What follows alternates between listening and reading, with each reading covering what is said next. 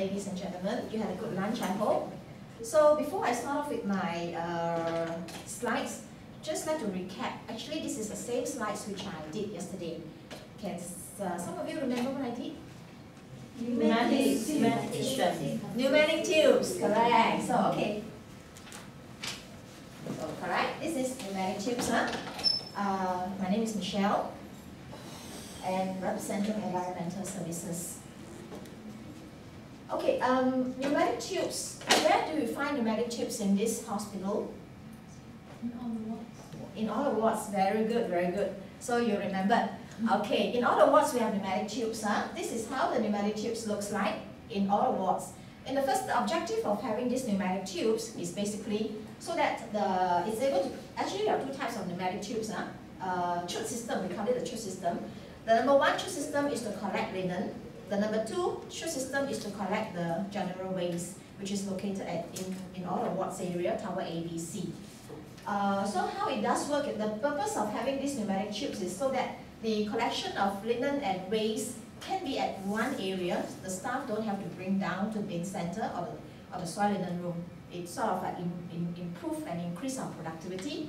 And also, there is the central location point as when it is being thrown down. Central location point will be at the bin center and at the soil linen collection center. So as I mentioned yesterday, that bin center is located at B1. Soil linen is also located at B1. Bin center is at first floor. Linen chute, the soil linen area is at the B1 near to the loading bay. And this is how the pneumatic chute system looks like. The radius of it is 50 cm. And then that is the door, and it is operated by negative pressure. And how it works is that it runs from all the way from the top to B2. So this is how it works here. So actually, first floor is somewhere here. If you talk about the general waste, B2 is here. Yeah. So the trash will go all the way down, and after that, the negative pressure will push all the way up again. So it is run by pressure. And at every station of the chute system, there is two doors because as earlier slide that you have seen, linen chute and trash chute, they are packed together. So there's two doors to it, and it is operated by key. Okay, as you can see from that.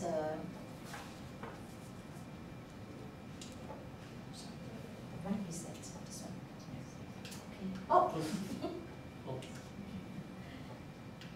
Okay, this is the panel whereby the key is actually operated from here, and then this is the two lights, the ready and the use light.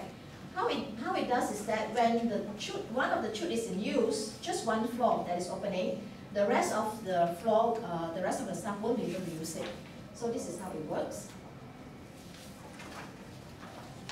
And once the outer door is open, there is an inner door. The inner door will have to wait for a while, as long as nobody is using, so you have to wait for, the staff have to wait for a while. When the inner door is open, they are able to throw down the linen and the trash general waste. And this inner door is open for open very short time. It's only for 15 seconds. So at this time, this is how it operates. The staff can throw in whether it's soil linen or it's general waste into the chute directly, while the door remains open. And after that, when the door is about to close, then the staff have to stop throwing because otherwise it will be jammed. So that is how the inner door works. Once the inner door closes back, the staff have to close back the outer door, and this is how it will look like again.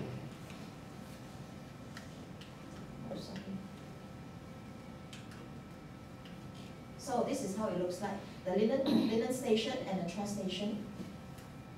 And these are the items that we are not supposed to throw inside the chute. We have a few types of colored bags. They are designated for different type of waste. So as for the yellow bag, this is biohazard waste. They are not supposed to throw. Purple color, cytotoxic waste. They are not supposed to throw. And contaminated linen, these are the bags. They are not supposed to throw, and recycle waste. These four items are manually bring down to the for cytotoxic. These two items will bring down to the biohazard room, which is located next to the bin center. And recycle, we have a recycle room, which is on the first floor, near to the patient lift area. And we have contaminated linen. This will be bring down separately and down to the sorting room, and whereby the outsourced vendor will pick it up.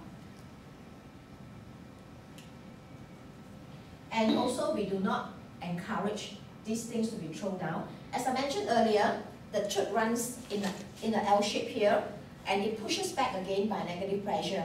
If you have any long things that is more than 50 cm, as it comes in, it may get jammed. So once it gets jammed, it will affect the chute system, and the pressure will be affected, and the item will not be pushed back. And as a result, the chute system will get a chokage. Once the chute system gets a chokage, the entire hospital chute will not be able to use. So it will really affect operations. Then every one of the staff will have to leave their items inside the disposal room. And this is another big items which we do not encourage. And this is another area that we found this when the chute system got choked. These are the things that we found, and these are not encouraged to throw in. And then we have sent out assistants to the nursing side to help us. If they have this type of, these are actually the old ribbon, to tie them up separately, back it up separately so that we can dispose them off. And these are the items again that we're not supposed to throw. Okay, basically, that's the end of my presentation today. Is there any questions from the floor? Is my presentation clear? Yes. Good. You got any questions for me? No. Okay, thank you.